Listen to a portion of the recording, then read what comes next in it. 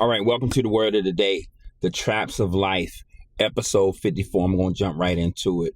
How the enemy uses your experiences against you. And that is because the hunter knows his prey. And life is full of traps, right? It's full of traps. Some you can see and some that are visible to you. Only notice them after you've already stepped into the trap. And I want y'all to know that the enemy does not destroy you with new inventions. He destroys you with old memories.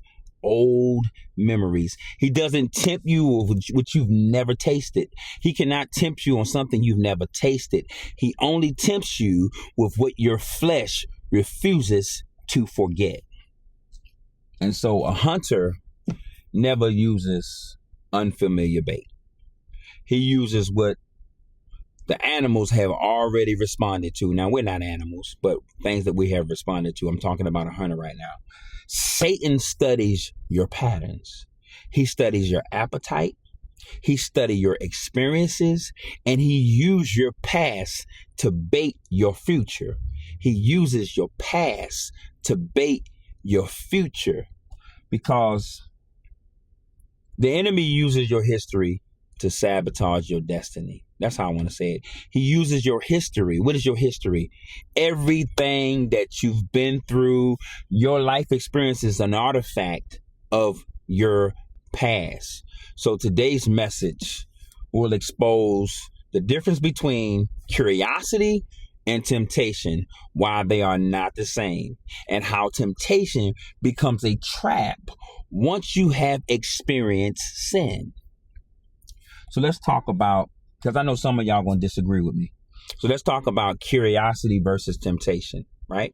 They're not the same thing. Guys, they have some similarities, but they are not the same thing. So let's talk about curiosity, right? Curiosity is the desire to explore the unknown. It's the interest without attachment. It's desire without experience. I told y'all there's a difference. So let me give you an example. A child may be curious about fire, right? But not tempted to jump into it. Let me give you another example. A man may be curious about drugs, but has no internal pull to use them. See the difference? So curiosity says, see if I can say this right. Curiosity says, I wonder what that is like. Curiosity awakens information, not cravings. It awakens the information, not craving. And so let's talk about so that's curiosity and temptation. Let's talk about temptation because I want to show the difference between the two. Temptation is, how can I say it? The pull towards something you have either experienced or already imagined enough in details, meaning that you were doing it up here, or capable of responding to because of the flesh. Now your flesh wanted, you were tempted in the mind, and then you start wanting it in the flesh. See, temptation is a trigger that awakens memory. It is a desire attached to previous satisfaction. It is the flesh saying,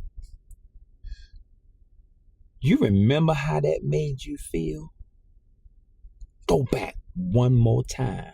See the difference? See, temptation carries emotional evidence, not just curiosity. Remember, they're different but have some similarities from my perspective, y'all. Whether they are the same or not doesn't really matter. I think it does. Does not matter. Absolutely not. I don't think they really matter. I had to change my thought. Curiosity comes from a lack of experience. Temptation comes from past experiences or past pleasure. I'm gonna give you some differences. I'm thinking curiosity leads you to explore. Temptation leads you to repeat. So that's why I say they are different. This is why Satan can attack you with temptation, but he cannot tempt you with pure curiosity. You can't crave what you have never tasted, people. You can't crave. You can think about it and you can wonder. So let's talk about some biblical truths. This is episode 54, The Traps of Life. Let's talk about some biblical truths. So, from my experience creates bondage, right?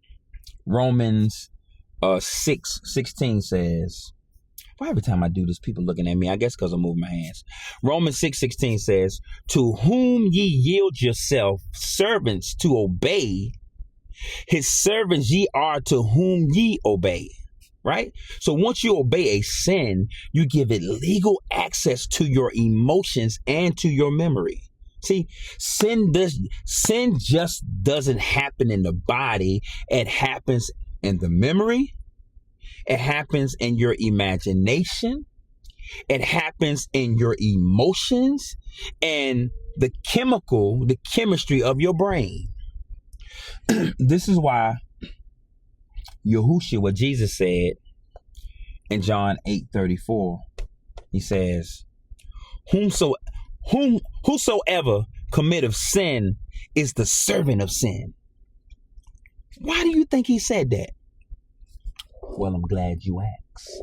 Because once you taste a sin, your flesh records, hear what I just said, your flesh records how it felt, what it produced, the pleasure, the escape, the sensation, and the reward. Because sin feels good. Don't let nobody tell you nothing different. Right? And the enemy will keep you replaying these memories like a highlight reel in your mind. Like a highlight reel in your mind. So let's talk about the science, because I'm a science guy, behind spiritual bondage. Let's talk about the science behind spiritual bondage. Somebody know me. When you commit a sin, right, your brain releases some chemicals. It releases dopamine. It releases endorphins, oxytocin, and adrenaline, right? Our brain forms a chemical pathway called a reward loop. Look it up. I study when I come up here, y'all. A reward loop. The loop becomes the beast you battle. That loop becomes the beast that you battle. This is why sin is addictive. Your body remembers what your spirit regrets, because after you do it, you do have some regret, right? Your flesh becomes a reminder, a advertiser, a promoter, and a recruiter for the very thing your spirit has been praying to overcome. Praying to overcome. This is episode 54, the traps of life. I'm telling you, the enemy sets traps for us, right? So let's talk about the enemy's traps. It's always in the familiar. Not in the not familiar. I didn't say that right. It's always in the familiar. Satan cannot tempt you with something you have never touched or tasted.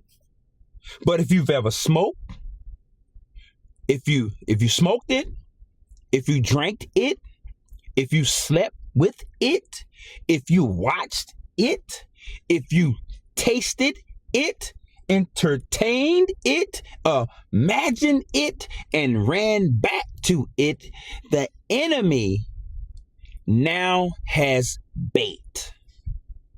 He has bait. He has bait now.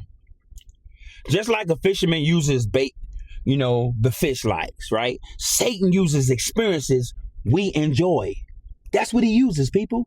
Experiences that we enjoy. He sets the trap using your weaknesses, your memories, your habits, and your patterns. He uses old wounds, past pleasures of sin, and unhealed trauma. That's what he uses. And when he presents the bait, it's never ugly. It looks familiar, comfortable, justified, reasonable. This is why the trap works. This is how the trap works. See, you think you're getting a treat, but it's trick or treat. It's a trick within a treat. So, how can we overcome the traps of life? Well, I'm glad you asked. Right? Biblically, spiritually, mentally, and practically, right? So, first of all, gotta expose the trap. You cannot defeat what you refuse to confront. Can't. Care what you do. Right? Call the sin by its name. Call it by its name. Don't romanticize it. Don't justify it. Hidden sin is fed sin. Okay, I got it. Hidden sin is fed sin. So we got to replace the triggers. You got to replace the trigger. You can't pray away a sin you keep feeding. You can't. You got to starve it. You got to cut off its food supply. You got to remove or reduce your environments. Get out of them environments. People. You can't hang around with people who are not living a godly life, thinking that you so super spiritual and you so holy that ain't nothing going to lead you the wrong way. Apps, music. We got to cut off the conversation, routines, late night windows, opportunities. See, a trap works because the prey keeps returning to the same place. Keeps returning to the same. I ain't preaching to y'all, preaching to me. The same place, because I'm sitting here thinking about when I was out there doing things I shouldn't have been doing, how I always ended back up in the same place. Right? You got to saturate your mind with new experiences, people. This is why Apostle Paul said, be transformed by the renewing of your mind. Romans 12:2, right? You overcome old pleasures by building new ones, right? By creating new habits, by creating new spiritual disciplines, by creating new spiritual routines, by creating new relationships and new sources of joy. See, you starve temptation by feeding your spirit. That's what the word is for. You starve temptation by feeding your spirit. And then there's one big thing we got to use, which is the power of confession, y'all. It's powerful. The power of confession. James 5:16 says, confess your faults that ye may be healed. People, confess your faults. You got to confess them openly, but confess them to your Lord, right? Confession breaks secrecy. Secrecy strengthens temptation. Then we got to walk in the spirit. That don't mean I walk around holy. You got to walk in the spirit, right? The scripture I'm drawn to is Galatians. I think it's Galatians 5:16. Yeah. It says, walk in the spirit and ye shall not fulfill the lust of the flesh. Instructions right there. This means, people, that we should pray more. We should worship more. We should study the word more.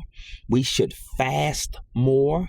We should we should show accountability more, and we should have more self-awareness. See, when the spirit rises, the flesh loses its voice. When your spirit rises, the flesh loses its voice. And I said this once before, you got to treat your flesh like a dog. Sit. No, you can't have this. No, sit. Yeah, you got to talk to yourself. So let me close, right? And I ain't going to joke around today because today's Sunday. Don't take the bait, y'all. The trap of life are predictable because the enemy uses the same bait he always uses. Your memories. Your curiosities. Remember, I said curiosity and temptation have some similarity, right? Your desires, your old joys, your old pain, your familiar sin. But here it is, people. Here it is. The enemy can lure you, but he can't make you fall. He can lure you, but he can't make you fall. You fall because you choose to kneel. Woo, I like that. I like that, Lamar. You fall because you choose to kneel and to serve that sin and to worship that sin. See, every trap has an escape route. Every temptation has a way out. Every sin has a savior, and every weakness has a deliverer. So your victory does not come from resisting temptation alone. Your victory comes from building a life where temptation loses its appetite. God is just not pulling you out of traps. He is teaching you how to never walk back into them again. Walk wisely, people. Walk boldly. Hey, even walk free. Because if you want to be free from the traps of life, stop eating the same food. But listen, no matter what you think of me or who you believe I represent, this is episode 54. Please keep God and Christ first in your life. I am Elder Lamar, and this was the word of the day: the traps of life.